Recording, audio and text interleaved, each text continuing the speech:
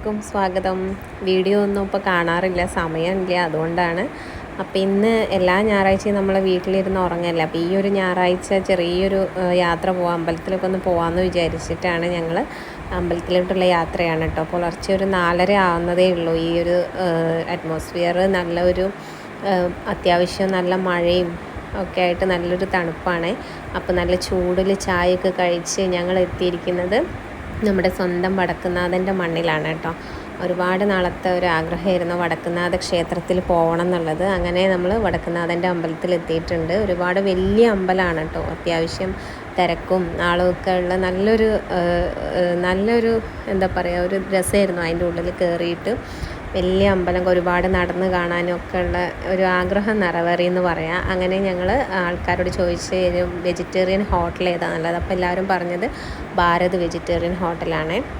Vegetarian hotel അടുത്തൊക്കെ ഒരുപാടുണ്ട്, പക്ഷേ നമ്മൾ കഴിക്കാൻ കയറിയത് നമ്മളിവിടെയാണ്. അപ്പോഴാണ് മനസ്സിലായത് എല്ലാവരും ഈ ഒരു പേര് എന്താ സജസ്റ്റ് ചെയ്തതെന്ന്. കാരണം അത്യാവശ്യം നല്ല തിരക്കുള്ള ആൾക്കാർ നമ്മൾ ഭക്ഷണം കഴിയുന്നത് വരെ കാത്തു നിൽക്കുകയാണ് ചെയറിൻ്റെ ബാക്കിലൊക്കെ. അപ്പം അത്യാവശ്യം നല്ല ടേസ്റ്റും ഉണ്ടായിരുന്നു കേട്ടോ. അപ്പോൾ മോള് വട കഴിക്കില്ല, അപ്പോൾ അവളുടെ വടയാണ് എനിക്ക് തന്നത് കേട്ടോ. അപ്പോൾ നിങ്ങൾക്ക് കണ്ടാൽ തന്നെ മനസ്സിലാവും നല്ല തിരക്കൊക്കെ ആയിട്ടുള്ള ഒരു ഹോട്ടൽ തന്നെയാണ്. അങ്ങനെ അവിടുന്ന് ഞങ്ങൾ ഇറങ്ങി.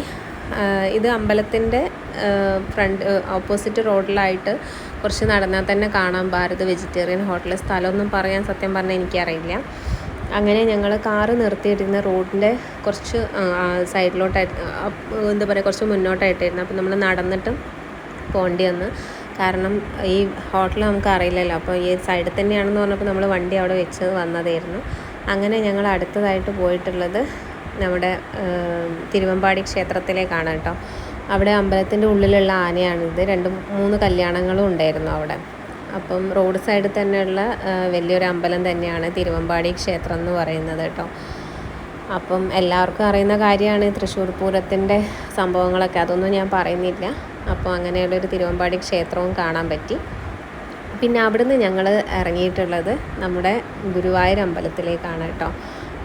എത്ര കണ്ടാലും പോയാലും മതി വരാത്തൊരു സ്ഥലമാണ് നമ്മുടെ ഗുരുവായൂർ. ഞങ്ങൾ ചെന്ന അന്നായിരുന്നു നമ്മുടെ ഈ ഒരു ഇതിൻ്റെ ഉദ്ഘാടനം, നമ്മുടെ ഉണ്ണിക്കണ്ണൻ്റെ ഉദ്ഘാടനമൊക്കെ അന്നായിരുന്നു. അപ്പം ആ ഒരു ദിവസം തന്നെ അവിടെ എത്തിപ്പെടാൻ പറ്റിയത് വലിയൊരു ദൈവത്തിൻ്റെ അനുഗ്രഹമായിട്ടാണ് ഞാൻ കാണുന്നത്.